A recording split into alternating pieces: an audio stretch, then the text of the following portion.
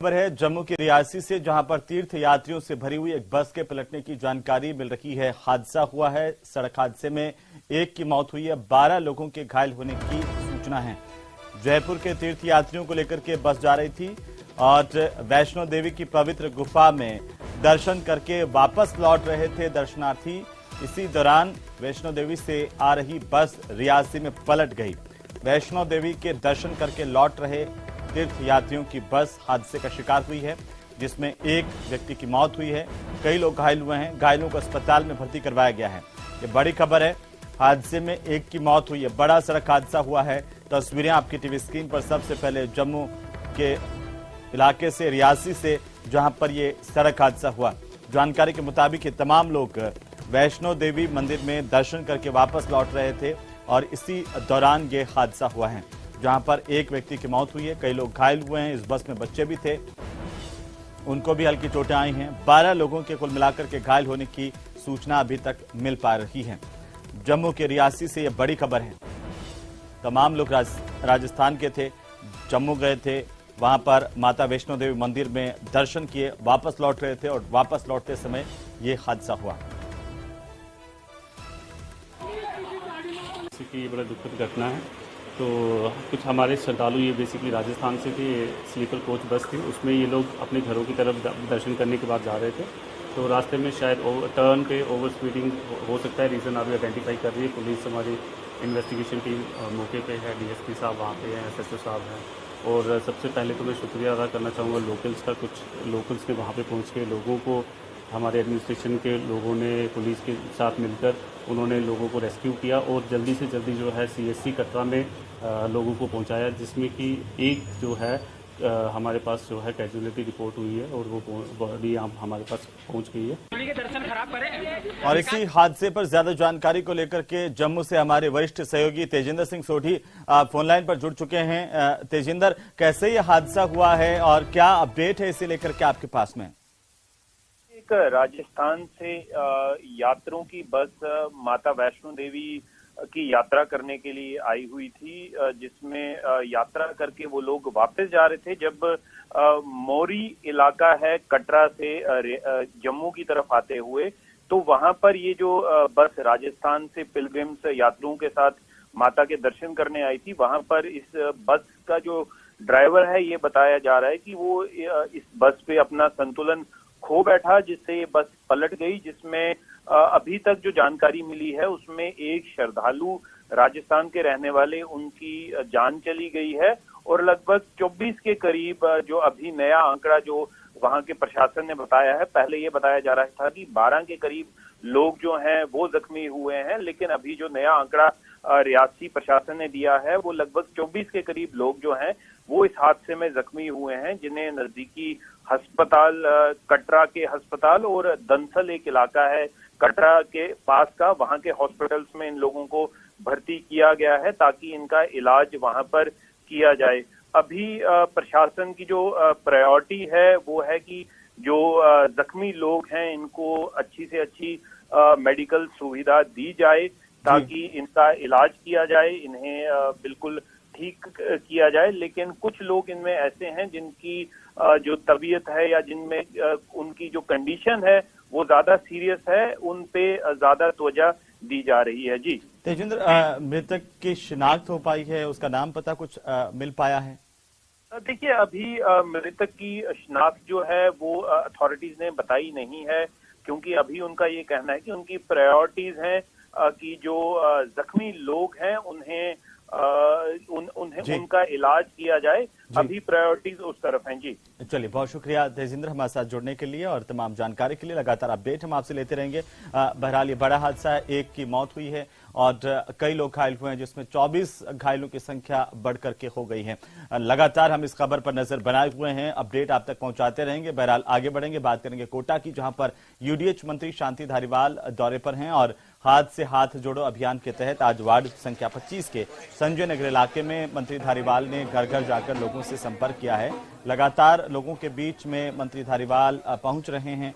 और शांति धारीवाल पटरी पार के इलाके में पहुंचे, लोगों की समस्याओं को सुना, उनके समाधान का आश्वासन दिया। इस दौरान मंत्री धारीवाल ने कहा है कि महंगाई राहत कैंप में लोगों को खासा का उत्साह जो है वो लगातार देखा जा रहा है। 100 यूनिट बिजली फ्री कर दी, 25 लाख रुपए तक का जो है इलाज और जांच वगैरह जो कुछ भी है वो सब फ्री कर दिया। सारी दवाइयां फ्री कर दी, सारी दवाइयां जितना भी लगता है आपको एक पैसा देने की जरूरत नहीं। इस प्रकार की कई योजनाएं बनाई गई है जिसका लोगों को लाभ मिल रहा है। लोग कह रहे हैं कि ऐसी योजनाएं हमने कभी जिंदगी में नहीं देखी। वार्ड नंबर 25 के अंदर हादसा जोड़ो प्रोग्राम था। हम सुबह 8:30 बजे से घूम रहे हैं और मुझे खुशी इस बात की है कि एक भी ऐसा परिवार नहीं मिला जिसने कोई शिकायत करी। उधर अलवर में पूर्व प्रधानमंत्री राजीव गांधी की रविवार को 32वीं पुण्यतिथि सद्भावना दिवस के तौर पर मनाई गई है। ब्लॉक कांग्रेस कार्यकर्ताओं समेत मंत्री टीकाराम जूली ने मोती डोंगरी स्थित राजीव गांधी पार्क में राजीव गांधी की प्रतिमा पर माल्यार्पण किया। इस दौरान मंत्री जूली ने कहा कि भारत रत्न और पूर्व प्रधानमंत्री राजीव गांधी देश में संचार क्रांति के अग्रदूत और पंचायती राज के जनक थे। उन्होंने कम समय में ही देश को अनेक उपलब्धियां दी थी। इन उपलब्धियों की बदौलत भारत दुनिया के विकसित देशों के बराबरी में खड़ा है। कृतज्ञ राष्ट्र उनके किए गए कामों को स्मरण कर श्रद्धा सुमन अर्पित कर रहा है। टीकाराम जूली यहां पर बड़ी तादाद में लोगों के साथ राजीव गांधी को याद करते हुए नजर आए और राजीव गांधी के बारे में लोगों को भी उन्होंने जानकारी दी।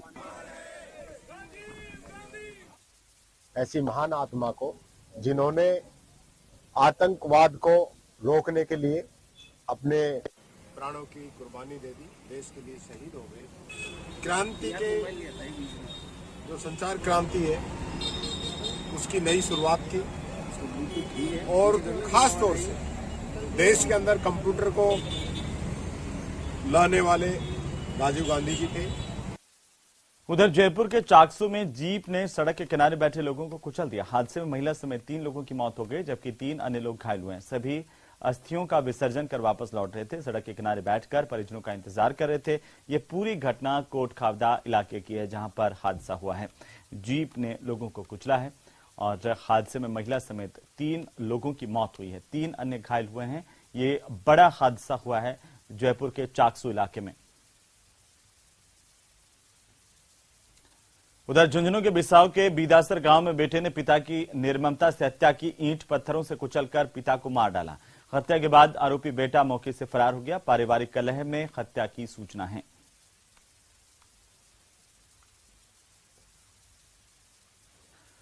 चलिए आगे बढ़ेंगे। अलवर के किशनगढ़ बास में गर्भपात की दवा खाने से महिला की मौत होने का मामला थाने में दर्ज किया गया है। मृतका के पति ने बताया कि उसकी पत्नी धोली जांच कराने के लिए गई तो गांव की ही आशा देवी ने उसे गर्भवती होना बताया, जिसके बाद दवाइयां दी गई। दवाई खाने से पत्नी की तबीयत बिगड़ गई, जिसके बाद आशा देवी ने इंजेक्शन और ड्रिप भी लगाए और इससे तबीयत ज्यादा खराब हुई।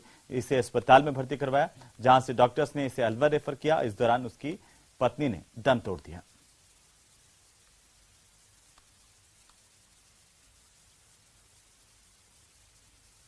श्री बालीराम से बच्चा गिराने के लिए कोई दवा ली थी, जिसके कारण उसकी तबीयत खराब हो गई।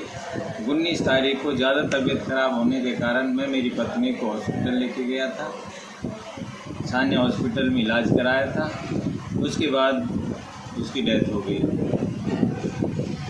मृतका धोली की लाश CSC किशनगढ़ बास के मुर्दाघर में थी, जिसका पंचायतनामा बनाकर बाद पोस्टमार्टम मृतक की लाश को उसके पति संदीप को अंतिम क्रियाक्रम के हेतु सुपुर्द कर दिया गया। मुकदमा दर्ज करके अनुसंधान किया जा रहा है।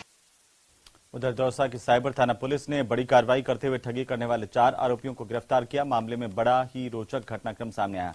जब लालसोट के शेमा गांव निवासी सुरेश मीणा की सगाई हुई तो आरोपियों की गैंग ने सुरेश मीणा को पत्नी बनकर के फोन कर दिया और इस दौरान करीब 3-4 दिनों तक फोन पर बात की और कभी पत्नी तो कभी ससुर बनकर फोन किया। आरोपियों ने सुरेश मीणा को विश्वास में लेकर इमरजेंसी होने की बात कही और 3,84,000 रुपए फोन पे के माध्यम से ट्रांसफर करवा लिए।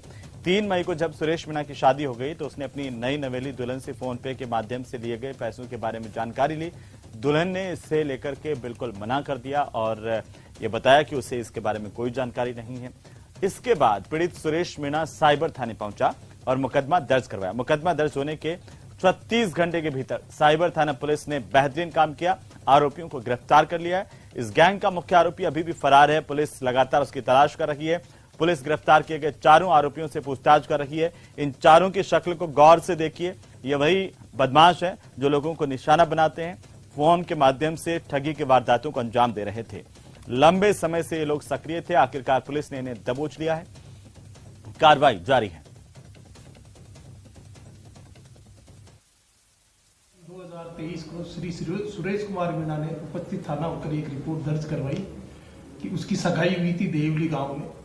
तो उसकी किसी अज्ञात व्यक्ति द्वारा एक लड़की से उसकी बात करवाता, उस लड़की को उसकी पत्नी बताकर और स्वयं उसका ससुर बन के इससे ऑनलाइन टेलीफोन मोबाइल पर बातें होती रहती थी। फिर वो उसकी पत्नी सुरेश को कहती है कि तेरे को बोलेरो गाड़ी दे रहे हैं मेरे पिताजी, अभी पैसे कम पड़ रहे हैं तो 50,000 रुपए तू मेरे पिताजी के खाते में डाल। इस प्रकार से करते करते 3,84,000 रुपए सुरेश के खाते से उन्होंने फर्जी लोगों ने अमाउंट डलवा लिया। तो वहीं गर्मी के साथ ही प्रदेश में आग लगने की घटनाएं तेजी से सामने आ रही है। आपकी टीवी स्क्रीन पर दो अलग अलग तस्वीरें हम दिखाने जा रहे हैं, जो धौलपुर और जयपुर की तस्वीरें हैं, जिसमें धौलपुर में धू धू कर बस जली है, तो वहीं जयपुर में एक ट्रक में भीषण आग लगी है। लगातार शॉर्ट सर्किट की वजह से आग लगने की घटनाओं में तेजी से वाहनों में इजाफा हुआ है और जगह जगह इस तरह की घटनाएं अब देखने को मिल रही है। धौलपुर में भी इसी तरह से वाहन में आग लगी, तो ट्रक में जयपुर में आग लगी, जिससे ट्रक जल गया।